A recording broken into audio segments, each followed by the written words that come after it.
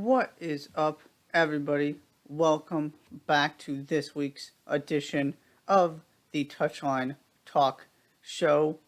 Good to be back after a week of travel. Have a really good story coming on the Philadelphia Union Academy. Talk to Brandon Craig, talk to Paxton Aronson, some other Academy players. Still working on one more interview, so that story will be coming. That's why we did not have a show last week. Be sure to subscribe on Substack, touchlinetalk.substack.com, to see that story. But plenty to get to this evening. Of course, we're going to fully break down the semifinals of Euro 2022 and then going to dive into our 2-week European season preview series, looking at the biggest storylines in the top 5 leagues, those 5 major leagues. We're going to do Bundesliga and La Liga this week, the other 3 next week, but it's hard to believe it already is that time again to set the scene as these leagues sort of ramp up and begin play here very, very soon. Before we get to that, though, England goes from barely surviving against Spain, lucky to still be in the tournament, to a breathtaking 4-0 win over Sweden to advance to the Euro final. Have the opportunity to take that extra step the men's team was not able to, and actually win this thing, bring it home, at home. But at the very beginning of this game, it looked like there might be some sort of history repeating itself in terms of what we saw against Spain. In a different form, but the idea of England not being able to get a hold of the game and just not having answers. I mean, Sweden came out pressing intensely. It was incredibly well executed. They took those turnovers. They attacked the space behind Lucy Bronze, got in behind her twice in the first 10 minutes. That space that is always going to be there against England because of the way they play. You had Mary Earps make that huge save right after the kickoff. She made another big one late. Sweden wasted chances. This could have been 2-0 before England even got into the game. But you fail to execute. You put yourself in a bad situation, and that's exactly what happened to Sweden. And then, all of a sudden, here comes England. Beth Mead gets the first goal, set up by Lucy Bronze, who finally got involved going forward.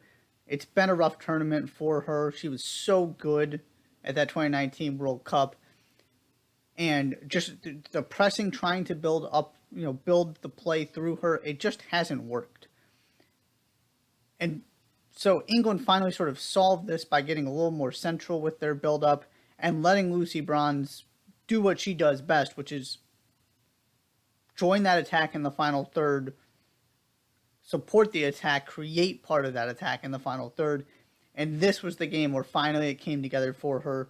And what she contributed offensively more than outweighed the price you paid defensively for having her so high up the field. It's not a question of her defensive ability. It's a question of positionally what you're giving up by holding her so high and having her so involved offensively. So she sets up the first one, then comes right out of halftime, gets the header for the second, and all of a sudden England's starting to run away with this thing. Of course, you also have the Alicia Russo back heel, just filthy. I mean, there's no other way to describe it. To get that much power on the ball, running away like that, absolutely incredible. She's been terrific off the bench. No, I'm not changing the starting lineup for the final. Serena Vigman's got this set perfectly. It's the same idea that I like to talk about in basketball. You don't necessarily need your best, and it's a little bit different because obviously you can substitute whenever you want in basketball, you can't in soccer, but you don't necessarily need your best 11 players on the field at the beginning of the game. You need to organize this in the way that makes the most sense. It's not like you're having trouble producing offensively. So you leave Russo, she gives you something different, she gives you energy, obviously a lethal finisher in terrific form right now. So it gives you that opportunity to make that change. But you don't need to do something differently from the beginning because it's working with Ellen White. It's working with that starting 11. Same thing with Ella Toon. You go down this bench. They have difference makers. You don't need to mess with the rhythm of that starting 11, though, just because they're playing well. You bring them in the 60th minute and you give them enough time to influence the game. You don't wait until minute 75. That's one of my issues sometimes with coaches, and Vigman's been good about that. They get in the game, and they get in the game fairly early into the second half, which allows them to shine the way that bench as a whole, but Russo in particular, are. The other really important thing here, Fran Kirby, much, much, much more involved in this game. If you want to figure out how England is playing,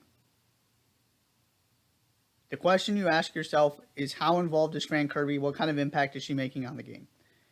Yes, they can do it without her, but when that offense, that attack is flowing, when it is at its best, it is because she is the one pulling the strings.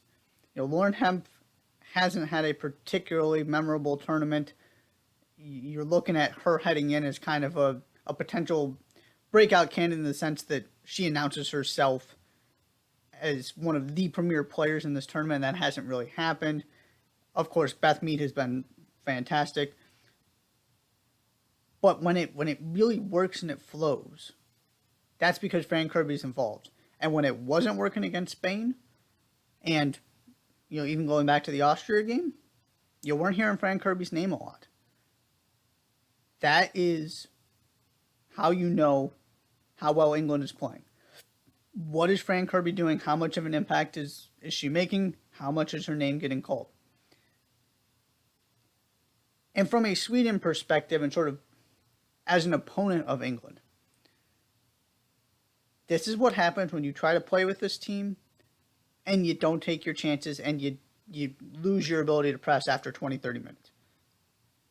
And that's where I'm really fascinated. We'll get to this more in the weekend look at talking about the final. But to see how Germany approaches this. Because what has become abundantly clear is there are two ways to get at this England team. Press them, which is what Sweden was able to do at the beginning. Lucy Bronze has had trouble in the build-up, as I mentioned before. It hasn't always been smooth. They're prone to turning the ball over.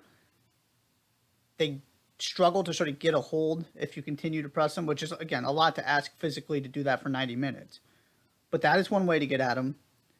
And the other way is what Spain did, which is keep the ball away from them. Don't let them build a rhythm. Don't let that offense and those, that front six start clicking and start building passes together and get into a rhythm. If you can make life difficult for them, attacking the fullbacks, and Rachel Daly playing out of position at left back in particular, there are vulnerabilities there defensively on both sides. Lucy Bronze positioning, Rachel Daly not playing in her natural position. She got absolutely exposed against Spain. There are ways to get at this England team. But you've got to also score and take your chances, which seems really simple, but that is a big part of this because it's so hard to keep them off the scoreboard. You're probably not going to have quite as many chances, but Sweden easily could have had at least a 2-2 in there for a while with all the chances they didn't take. England only needed a couple. They got a couple, and all of a sudden, instead of being 2-0 Sweden, it's 2-0 England. But I am not convinced anybody can sit there and just play defense for 90 minutes against this team. Austria, one of the most defensively sound teams in this tournament, still got a goal. It was a bad performance from England, and they still got that goal. And they're good enough defensively where, right, they're not conceding many goals. You got Millie Bright in there to clean up everything coming into the box. So you have to find a way to really take the initiative, which is what I find so fascinating about this and the decisions Germany has to make in terms of how to approach this.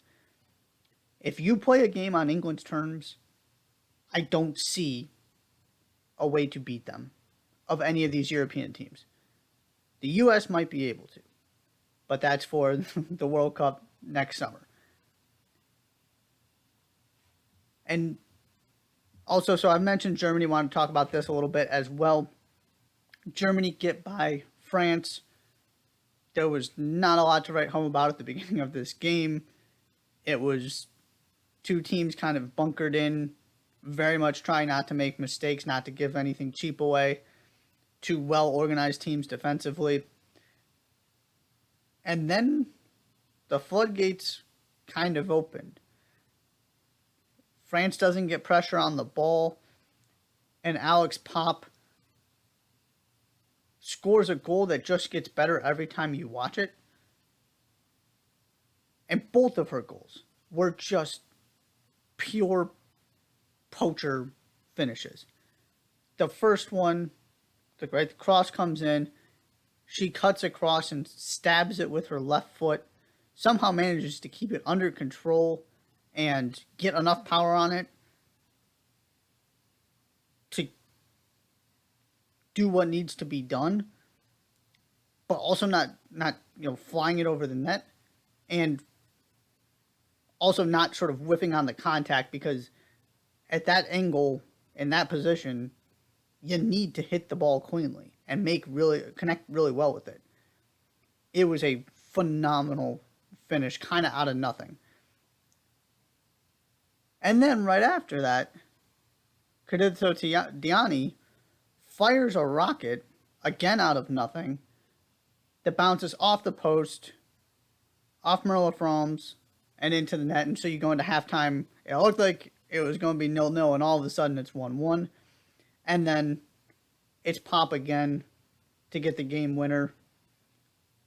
The header, just again, the run to give herself the space to get to the ball, cutting in front.